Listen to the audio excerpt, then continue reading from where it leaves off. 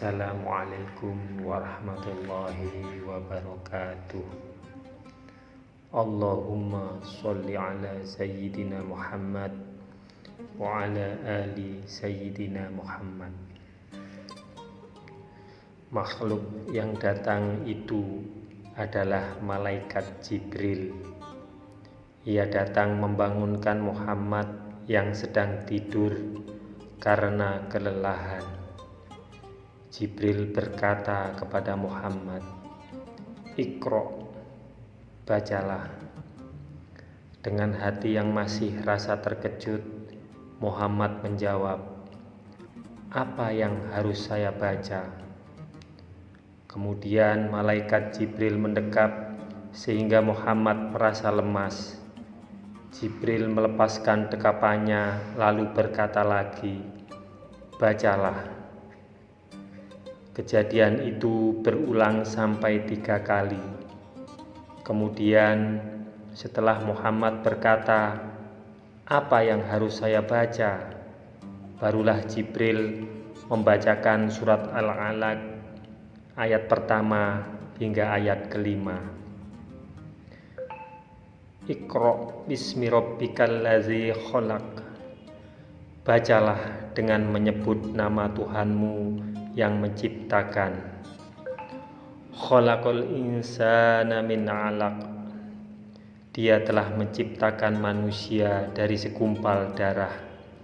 Iqra' wa rabbukal akram. Bacalah dan Tuhanmulah yang maha pemurah.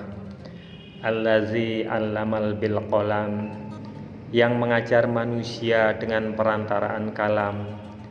'Allamal insana ma lam ya'lam. Dia mengajar kepada manusia apa yang tidak diketahuinya.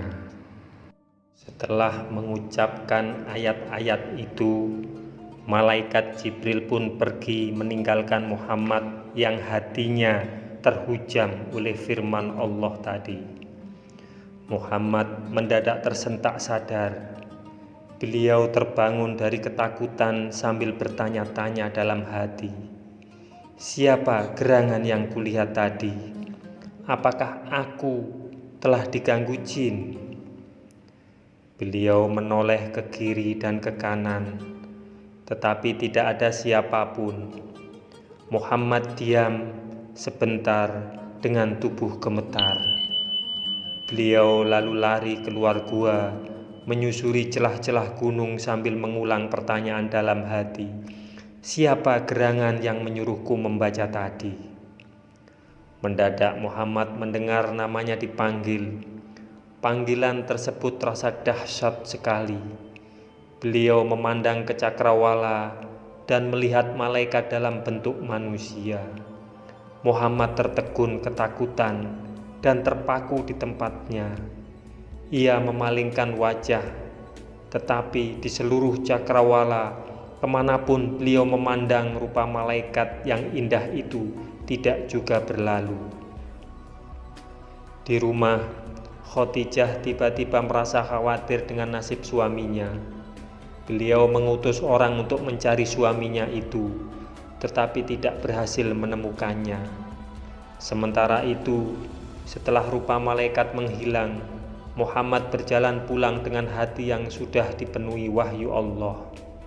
Dengan jantung yang terus berdenyut keras dan hati berdebar ketakutan, beliau pulang ke rumah. "Selimuti aku," pinta Muhammad kepada Khadijah. Khadijah segera menyelimuti suaminya yang menggigil kedinginan seperti terkena demam.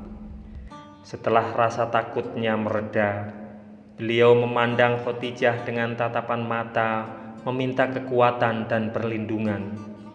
"Khadijah, kenapa aku?" kata Muhammad. Kemudian Muhammad menceritakan semua yang telah terjadi. Beliau juga berkata bahwa ia takut semua itu bukan dari Allah, melainkan gangguan jin. "Wahai putra pamanku," jawab Khadijah penuh sayang, "bergembiralah dan tabahkan hatimu. Demi Dia yang memegang hidup Khadijah, aku berharap kiranya engkau akan menjadi nabi atas umat ini. sama sekali Allah takkan mencemoohkan dirimu, sebab engkaulah yang mempererat tali kekeluargaan dan jujur dalam berkata-kata. Engkau selalu mau memikul beban orang lain dan menghormati tamu, serta menolong mereka yang dalam kesulitan atas jalan yang benar.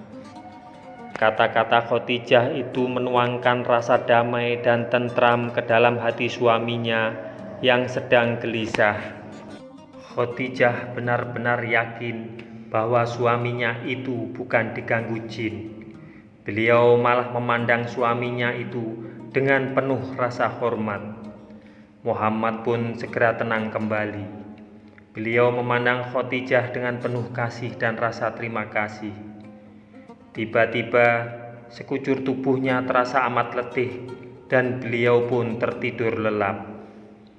Sejak saat itu berakhirlah kehidupan tentang seorang Muhammad. Mulai saat itu kehidupan penuh perjuangan, keras dan pahit akan dilaluinya sebagai seorang Rasulullah, utusan Allah. Khadijah menatap suaminya yang tertidur pulas itu. Dilihatnya kembali suaminya yang tertidur dengan nyenyak dan tenang sekali. Khadijah membayangkan apa yang baru saja dituturkan suaminya. Firman Allah dan malaikat yang indah luar biasa. Semoga kekasihku ini memang akan menjadi seorang nabi untuk menuntun umat ini keluar dari kegelapan. Demikian pikir Khadijah. Saat berpikir demikian, senyumnya mengembang. Namun, senyum itu segera menghilang, berganti rasa takut memenuhi hati tatkala dibayangkan nasib yang bakal menimpa suaminya itu apabila orang-orang ramai menentangnya. Demikianlah pikiran bahagia dan sedih terus berganti-ganti dalam benak Khadijah. Akhirnya, beliau memutuskan untuk menceritakan hal ini kepada seorang bijak yang dipercayainya. Khadijah pun pergi menemui pamannya, Warokoh bin Naufal, seorang pendeta Nasrani yang jujur, dan menceritakan semua yang didengarnya dari Muhammad. Warokoh bertafakur sejenak, lalu berkata, "Maha suci ia, maha suci, demi dia yang memegang hidup Warokoh. Khadijah, percayalah, suamimu telah menerima namus besar." Namus besar yang dimaksud Warokoh bin Naufal berasal dari bahasa Yunani. Noms artinya kitab, undang-undang, atau kitab suci yang diwahyukan. Namus bukanlah istilah dalam Al-Quran. Seperti yang pernah diterima Musa, sungguh dia adalah nabi umat ini. Katakan kepadanya supaya tetap tabah. Khadijah pulang, dilihatnya suaminya masih tertidur.